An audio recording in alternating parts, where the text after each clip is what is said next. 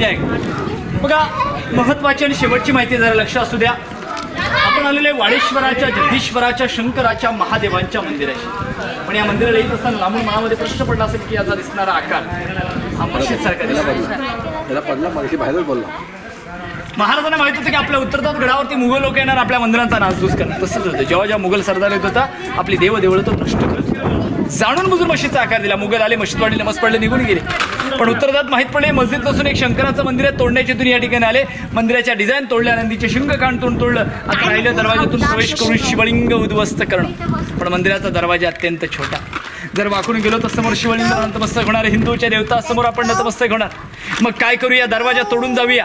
पण दरवाजाच्या वरती कुराण जो धर्मग्रंथ असतो त्याचे महत्वाचे सिंबॉल दरवाजाच्या वरती कोरून ठेवलेले आहेत. जर ते तोडून गेलो तर आपल्या हातून आपल्या कलेचा नाश होईल, आपल्यातून मोठा पाप होईल असा भ्रम झाला. त्यामुळे मंदिर शाबीत. मग इंग्रजांकडून मंदिर कसं काय वाचलं? कारण 11 दिवस रायगड जळत होता. एकमेव वास्तू की ज्याच्यामध्ये लाकडाचा वापरच केला नाही, आग लागायचा प्रश्नच नाही. त्यामुळे मंदिर आपल्याला आहेच त्याच स्थितीमध्ये पाहायला. मंदिराच्या पुढे गेलो. शांततेचे ठिकाण म्हणून माहिती इकडे सांगावं लागतं. ती एक पायरी आहे. पायरीवरती नाव कोरलंय सेवेच्या ठाई तत्पर हिरोज इंदुलकर. या गडाचे बांधकाम प्रमुख हिरोज इंदुलकर. 14 वर्ष लागलीत रायगड घडवायला, रायगड बांधायला, आणि त्याचे ते बांधकाम प्रमुख होते. 14 वर्ष महाराज इथं थांबले असतील का? नाही. महाराज मोहिमांवरती, महाराज आग्र्याच्या कधीच अडकले. निधी संपला, स्वतःचं घर, दार, जागा, जमीन, वाडा विकला आणि स्वर्गाहून सुंदर रायगड तयार केला.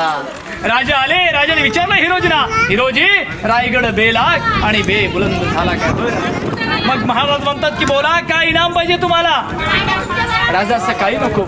या मंदिराला येत असताना तुमचा चरणस्पर्श पडेल, तुमच्या चरणाची धूल माझ्या मस्तकावर पडेल. अशा ठिकाणी माझी नाव कोरायची अनुमती द्या. म्हणून नाव कोरलंय सेवेचे ठाई तत्पर हिरोजी. 400 गड केलेत आपल्या राजांचे. एकाही गडाला स्वतःचं नाव किंवा स्वतःचं नाव कोरलं नाही. एकच नाव सेवेचे ठाई तत्पर हिरोजी.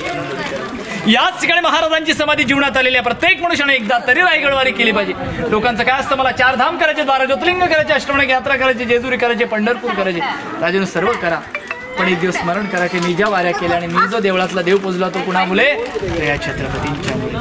अनेकांसाठी 12 ज्योतिर्लिंग असतील, आपल्यासाठी 13वं ज्योतिर्लिंग या रायगडावर छत्रपतींची समाधी आहे. ही कधी विसरून चालता कामा. समाधीच्या मागे इथे वाघ्या कुत्र्याची समाधी, पण वाघ्यावरून वाद चालू आहे. संभाजी ब्रिगेड या संघाने दावा केला की महाराष्ट्राच्या कुठल्या इतिहासात वाघ्या कुत्र्याचा उल्लेख कुठे नाही. पण रायगडावर छत्रपतींच्या समाधीपेक्षा उंच वाघ्या कुत्र्याची समाधी का? वादगंध इतका उपयोगाला गेला होता की मध्यंतरी कुत्र्याची समाधी तोडली होती. तिथेच एक पाठच्या साईडला 2012 तोडली होती.